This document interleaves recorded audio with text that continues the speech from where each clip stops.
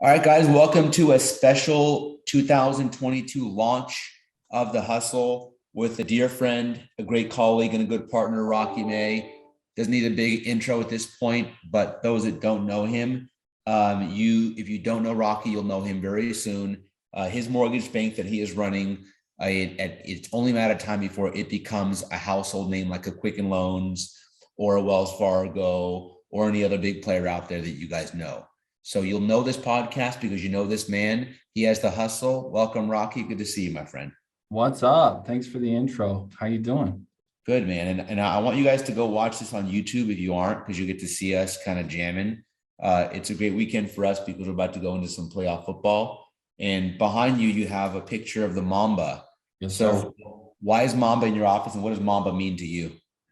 It's that mentality, right? We've talked from pretty much the day we met about being the Mamba of mortgage, right? And I really owned that. And every day it's a matter of what can I do to set myself apart from the competition? And it is insane in just 3 years how that's compounded. And we say in 3 years, you went from being an originator to, listen up, guys, in 3 years, being a full blown entrepreneur and on the cusp of having a multi-billion dollar business.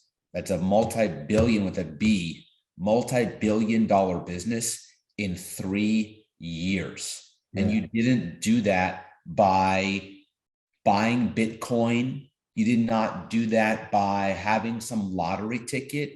You did that by grinding your tail off and investing back in yourself. And if anybody's watching this episode, we're going to teach you through Rocky's story today how to grind your tail off and make real, sustainable, long-term wealth by living off your 9 to 5 so you can start and thrive off your 5 to 9. So give us the backstory on the journey from originator to billion-dollar bank owner. Yeah, it's kind of crazy to hear you say that out loud because we're very much there, but um, how fast it's escalated has been wild. So 2018, end of 2018, I was originator for a small brokerage out here in Salt Lake City, and rates started to slowly trend upward. And he decided that he was going to shut down shop. And I was just in the beginning of my career. I was still in my 20s and trying to determine and navigate what I was going to do. And I decided I wanted to start my own mortgage brokerage. And I was told to go join a competitor who this year we will surpass in volume. And I didn't. I took the chance on myself and I went and got an executive suite, and it was just me in there, and I just started dialing for dollars. Yeah, originating on the front lines for 2 years straight. And when you say on the front lines, you were the loan officer.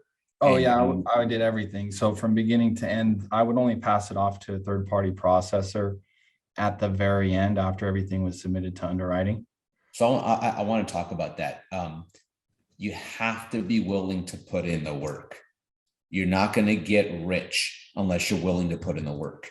And what I like what you did, and I've talked to lots of people, and my job is to talk a lot. Your Yeah. job is to listen and talk a lot. We both talk to lots of people. People have this misconceived notion that I'm just going to go start a business and I'm going to hire people and it's going to be bankers. Like I'm going to go start a mortgage bank by hiring loan officers. Okay. And then what happens in 3 months if the market tips or if you go start some big company on like scale without actually making money first? Oh Making yeah. money is the most important thing you have to do first. That's why you have to have a rock solid 9 to 5 job that can fund your life. And then you can take the extra and grow from there. So talk about how Oh yeah. you stayed in the sales seat until you decided it was time to take on the second job. Oh yeah. So when I started, it took me a few months. You've got to build a pipeline, right? And you're not going to get paid until 30, 45 days after getting loans submitted. So after passing my principal lending manager exam, I just got data leads, and I just started calling through an Excel sheet on phone numbers of people that I knew that could benefit from refinancing. And um, I I had $0 to my name. I had taken out $100,000 personal loan from SoFi, just to pay my bills in the meantime. And I knew that it was either I build a pipeline and I start to make some money, or I was going to have to go work for somebody else. But at the end of the day, I needed to originate loans. So I just got to it. And one thing after another, that's when we met shortly after that. And I was able to build a pretty substantial pipeline. And then from there, I did start to add team members to help offload what I was doing, but I was still the only originator. So the first thing you did was figure out how to get your secret recipe down of making money, and you scale the ability to make money. So you said, if I close X amount of loans personally, I can make this much money. Okay, I can survive. Survival is the most important thing. You have to be able to survive in order to make money. So you had a survival plan first. So if you're struggling, you're not making money, go get a job that pays you enough to survive, and then go do everything else. But don't go throw your life savings in Bitcoin and hope it works. Yeah, there's that. Or like you said, if you do invest your money, but then you put it on the shoulders of somebody else to do the origination piece. Yes. And I think that that's what's given me the ability to scale as well, is because I was in the trenches, I was doing it. So when it came to training team members and adding loan officers to my team, I knew very much how the flow of the phone calls were going, how the transactions were going, because the market's constantly changing with whether it's rates or technology, whatever it is. And because I was doing it myself, I was able to have very good conversations with my team on what they needed to do. So people want to know how you did it. And that's a great interlude to that. So you did this business by saying, I'm going to become a super top producer, and I'm going to hire support around me so I can make the most amount of money, so that I can only focus on sales and marketing. And I'm going to really master sales and marketing. So once you got to the point where you mastered sales and marketing, what did you do next? So at that point, I was going to add additional originators to my team so that I could slowly tear down my volume and help them to excel, so I could start doing more high level activity of growing the business. But unfortunately, they continued to fail their exams. So I wasn't going to take away opportunities and their future of what they had available to them. So I added them as LOAs, and I just kept increasing my own volume from there, because now I was able to talk to more people in a day. I didn't have to do as much as the paperwork or the back end. I had that all handled. So I understood that if I hit certain marks within my green time that we always talk about, I could do some crazy numbers. So you decided to get your personal production up to the highest level possible, make the most amount of money possible, because then it takes a lot of the stress off of your scaling. And I think people try and scale before they save, and that's stressful. So, we've seen it with some very large companies lately that have offloaded and laid off hundreds of employees because they scaled too quick. They didn't understand the market, and they had never originated a loan a day in their life. So it shows. And there's no rush in scaling. You have to perfect like the game plan first. So if you're out there and you're building a business and you want to scale it, what's the rush? There's no rush in hiring 30 people, all to just think those 30 people are going to care about your business as much as you do. You have to get your business so perfect that you're the best at what you do. Like, I'm the best at making cakes. I can make the best cakes. Now I'm making money because my cakes are so good. Now with the profit, I can scale, because if everything burned up and went away, you're still an amazing originator that can make lots of money doing mortgages, and you'll never lose your business because you can always do that one special talent. Absolutely. So everything you just said is exact of our mindset here. So we're constantly still trying to improve our systems and our formula every day. That's our main focus and goal right now, prior to our next level of scaling. And we're getting pretty close, but all of the team members that are involved in those projects know that we said we're going to sit down at the table one day and we're going to know that it's finished and that it's a perfect product. Two important things. Because you're a top producer and you put your business first, you attracted people to you because your name meant something, because you Yeah. actually You talk can see it, walk the right? walk. Yeah, it's everywhere. Yes. You And can't hide. secondly, you understood sales and marketing. So you have something to give these people that now come work for you, because they are basically becoming what you were, because you understood the business super well. So Yeah. what is because now you have 20 plus originators. You're on track to do multiple $billion in business, and you're growing, and people all the time ask me, will Rocky hire me? DMs all day long. Can I go work for Rocky? And I say, hit him up. It will hire you if you have the right stuff. So what's the secret sauce at Equihome, and where did you learn that secret sauce from? So I tell every one of my team members that comes in, and every one of them has succeeded as well, is the intangible is effort. If they can put in consistent effort every single day, I'll take care of the rest. If they're picking up the phone, they're having conversations, and they're coachable, I will take them where they want to go. So tell me what that means, take care of the rest, because I think what you mean is you're helping them market, you're driving a business for them. Oh yeah, my sales team. So I have my launch program, right? And so any originator that is on my team, all of their leads are inbound and live. So they're not trigger leads. They're not calling through lists outbound. They're speaking to live humans, and they get at least 10 a day. And that's what helps them to scale. And what I I want to talk about that, because like if you're in business, number one thing is getting new business. Oh yeah. And a lot of people are in business but shouldn't be in business because they can't afford to go get business. You're only going to get so far if you're only working off a referral model. The reason why you've scaled so quickly is because you've put lots of money back into marketing to generate thousands of leads. Like that's the secret sauce. Is put it on the table. You generate thousands of leads for your team. How many leads does the average loan officer who's at the top of your company get per day? So the requirement from me, so what I do is we have a mutual agreement. I have a certain number of outbound calls they need to make a day, which are just follow-ups on their current pipeline. And I make sure they all get 10 leads a day. So 50 a week, 200 a month. Okay, so you went over that too fast, like 10 leads a day. Yeah. The average person gets a lead a week. Oh yeah, and 10 leads a day.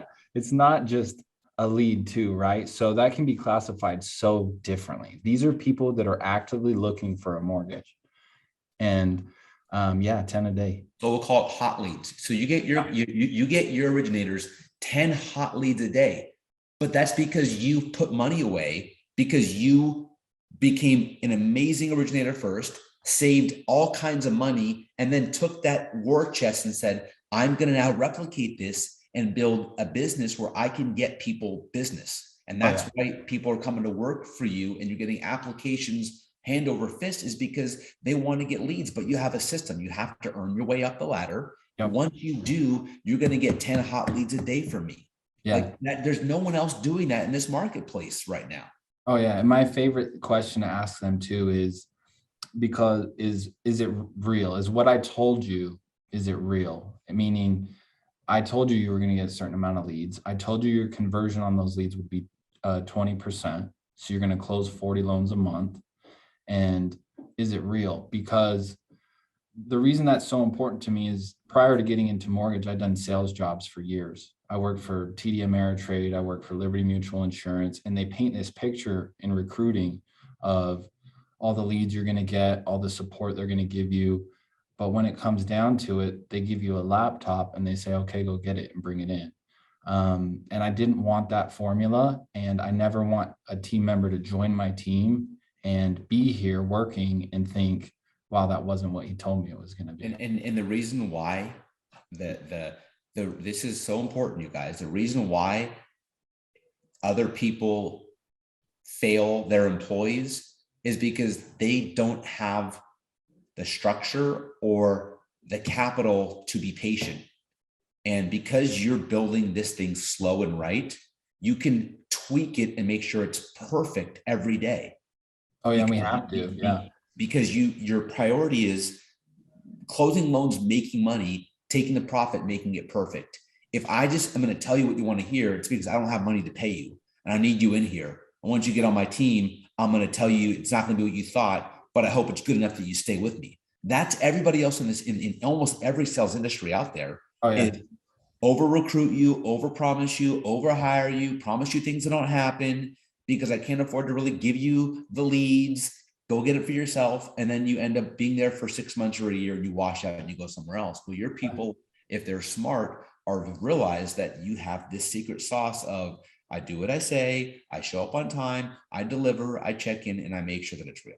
Oh yeah, and that's one of our core values is just our accountability to our team and our employees. And so many companies have the business model now, especially fintech is eliminating the originator from the equation, right?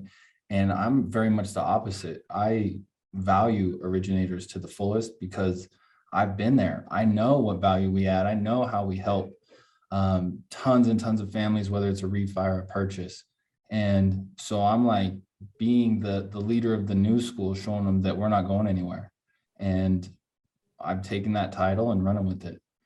So your primary job used to be originating. You took the profits and opened a company. Now your primary job is running a company. I know you're a smart guy. So what are you taking when there's profits from the company? Are you going all in on the company? Are you diversifying and investing in other things? That's a common question is how are you getting your wealth other than just your job now? Oh yeah, absolutely. So we've talked about it. You talk about it with a lot of your originators, the amount of your income that you reinvest, whether it's into marketing, leads gen, different things. So I double and triple that. I take quite a bit of our earnings and reinvest it for my team because that's my priority. But I also do quite a bit of real estate investing myself because I understand it and I like it and it's a long-term play. And then from there, I've actually recently just started getting into some of the NFT craze as well. And that's great because and if those things go great or don't go great, it still doesn't affect your day-to-day life because you have your job dialed in. And Oh, I yeah. love the real estate investment piece. You can probably hear saws behind me right now. I'm in a project working right now, and guys are working on a big home that we're working on. So yeah, you have to be able to don't like my advice for people that want to get into all these other investments is don't bet the house. It's too risky. Oh yeah. You follow your plan of having your business so dialed in that you're taking your profits and recapitalizing them back in yourself. So, like if someone's out there and they're an employee and they want to bet on themselves and they win a commission, they're in a commission job. What advice can you give the commission employee to stay on track and stay focused so they can get to your starting level?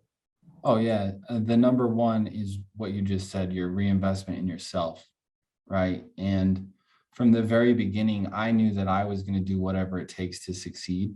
And that has no dollar value associated with it because I still very much feel that way. If everything just absolutely crashed tomorrow, I know that I could get back on the phone and I could do 100 loans in a month. So that keeps us safe as far as that's concerned. And that's what gives me the confidence to be able to take that money I make, reinvest it into the company or different projects because I believe in myself.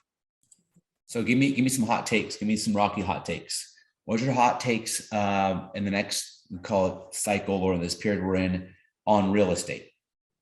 Real estate, I mean, equity in property is going to continue to rise, right? I don't think that our supply chain issues or inventory on properties is going to come back anytime soon. So it's very much different than just over a decade ago, 2008, 2009. Real estate market is very strong. I think it's going to stay that way. Give me your hot take on interest rates. Interest rates been pretty crazy in just 1 week of 2022 on a rapid rise. I anticipate that that'll continue for at least the next 3 to 6 months. And we'll get to the point where I think that the players at B will say, uh-oh, it's recession time. And I think the rates are going to come shooting back down for us. Give me your hot takes on what you think the best investments are. Not like giving investment advice, but what do you like? Oh yeah, I love real estate because cash flow, right? If that's another way to build confidence in yourself and your career and entrepreneurship is if you get a property and you're making $2,000 a month off that property and that helps you pay your bills, and you're going to get it no matter what forever. And it's a built-in retirement piece from when that property's paid off. I love it. So why not continue to compound that? So I want to close this out, and I know people will probably be on fire and hit you up. So Yeah. I'll ask in a second how they can be on your team and stuff, because that'll probably be the outcome. But when I used to be, what this comes down to, and in my opinion, we've hung out for a long time and done a lot of fun things and gone to games and we talk a lot. So you're someone that makes no excuses for anything. You just show up and get it done. Yeah. And that's the deal. Is you got to be someone that's a non-excuse maker. So if you're out there listening and you haven't gotten to your goal, and you ask yourself why, whatever you say is going to be an excuse. Whether it's like I had an injury, a health thing, like those things happen, the game must go on. So when I used to personal train, I had this quote that said, excuses don't burn calories. So if I ask you, hey, Rocky, did you do your cardio this week? And it's either a yes or no. And if the answer is, no, I got sick and my mom, this and that. If the answer is not just no, I didn't, I own it, I'm going to do it next week. Yeah. That's fine. But if it's like, the only way to burn cardio or burn calories is doing cardio. Yeah. So excuses doesn't burn calories, cardio does. If you're a salesperson or you're an entrepreneur and you're looking to make money, excuses don't make you money. Working hard and making the phone ring does. So your takeaway from today has to be, you put everything into hard work up front, and excuses don't make you money. Hard work does. Every time. And I work my tail off. I know you work just as hard. You're always going. If people follow you on Instagram and social, they see your grind. You're up early, you're going. Mm-hmm. So before they can try and make your money, they have to match your work ethic. If they can match that, things are going to be better here. So if people out there, take us home, close us out with some motivation, and then talk about who you're looking for and what kind of person might be a player on your team at Equihome. Yeah. So it's kind of crazy you mentioned that, because I have a full team of originators now. And when it comes down to metrics and what they're doing in a day, I have two types of people. There's just two. There's the team members who say, what can I do more to help my conversion and my leads? And then there's the others who say, oh, the leads are no good, I can't convert these leads, right? It's the same leads. It's the exact same leads. It's the attitude. And so very much with my team, you have to every day bring it. You have to be consistent. And you have to have that killer mentality of, I will win no matter what, whatever it takes. But also you have to have a mindset of positivity and abundance, because as soon as that negativity starts on my team, I cut it off immediately. And so if anybody's like kind of poor me, or this isn't going my way, or rates are going up, whatever, you're not a good fit. But if you're going to win no matter what, there's a place for you here for sure. And I know, because we've talked through some of the conversations where you cut people who were talented, but they were cancers to the team. Yeah. And I think if you have anything in your life that's not good for you, you have to cut it out. If it's a person, if it's a teammate, if it's like a process, if it's a company, what are you waiting for? Like, cancer gets worse every single day if you don't cut it out. Yeah. And you can't get to being healthy if you have something negative growing inside you. It's going to manifest itself in every aspect of your life. You're going to be miserable. You're going to be moody. You're not going to be able to make sales calls. You're going to be negative. You're going to be on the down, but get out the bad to get to the good. And so much of it is people in your life too. So I'm reading Gary Vee's 12 and a half right now. And one of the things he says, how charismatic he is, he said, if it's your spouse, if it's your best friend, if it's your parents, if they're that negative, toxic person, cut them out. And he said, I'm not saying get a divorce, but just notice the more time you spend away, how that positivity and feeling about yourself comes back.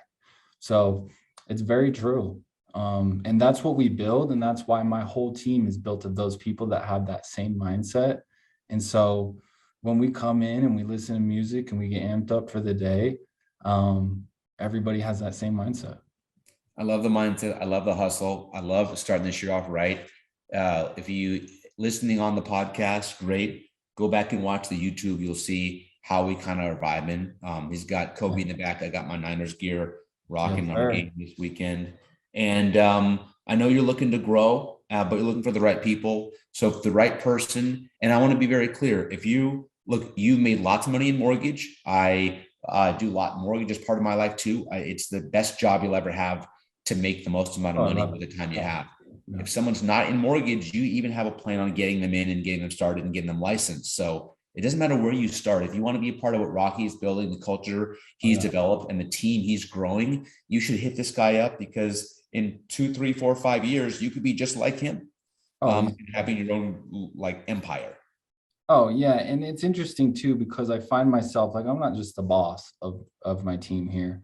I very much take a mentor standpoint.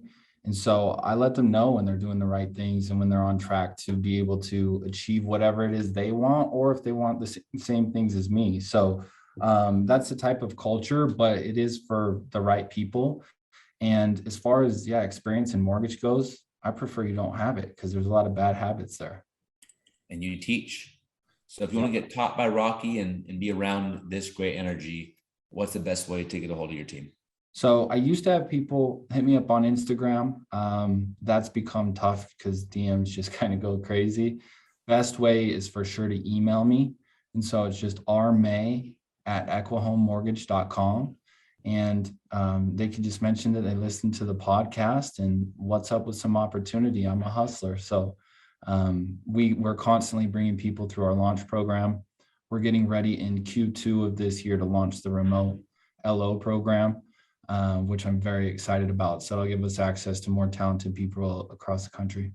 It's rmay@equihomemortgage.com. Mortgage.com. So the question is not why would you want to work with Rocky? It's why wouldn't you want to work for Rocky? Look, man, this has been a great episode. I'll have you on again as your company grows to update, but it's good getting people to see a little bit of the story, what makes you different. Yeah. And look, just follow, nothing less. You get inspired and motivated. If Rocky can do it with the humble upbringing he had, then what's your excuse? Oh, absolutely. And I think that the mentor piece is massive too, right? Because you've very much been that for me. You've helped me stay on track to what I can achieve and removing that ceiling for me, because I didn't think that I was going to take this thing to a couple $2 billion in 3 years, right? And so to be on track for that now, it takes somebody who's ahead of you in the game and wants to pass it down. So I look to do the same thing you've done for me to the next generation. Well, I'm having so much fun just walking the walk and just watching your journey. So I just can't wait to see what you turn into. And thanks for being a good friend and sharing your time with us. I know how busy you are. For sure. It's always a pleasure. Go Niners. Let's get it, man. I'll hit you up later. Bye.